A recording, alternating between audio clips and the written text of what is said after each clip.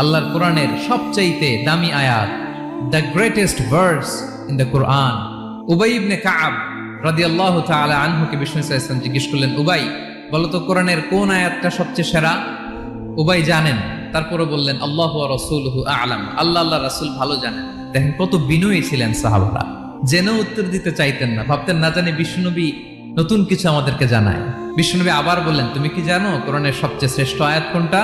এবার উবাই ভাবলেন এবার আমি উত্তরটা দিয়েই দেই। তিনি বললেন আয়াতুল কুরসি, আল্লাহু লা ইলাহা ইল্লা হুয়াল হাইয়ুল কাইয়ুম, এটা শ্রেষ্ঠ আয়াত। বিষ্ণুনবী খুশি হয়ে উবাই ইবনে কাবের বুকে একটা চাপড় মারলেন, এরকম আদরের চাপড় দিয়ে বললেন, লিয়াহনিকাল ইলমু ইয়া আবুল মুনজির, হে আবুল মুনজির, জ্ঞান এবং প্রজ্ঞা তোমার জন্য মোবারক হোক, তুমি ঠিক বলেছো। সুবহানাল্লাহ পড়ে।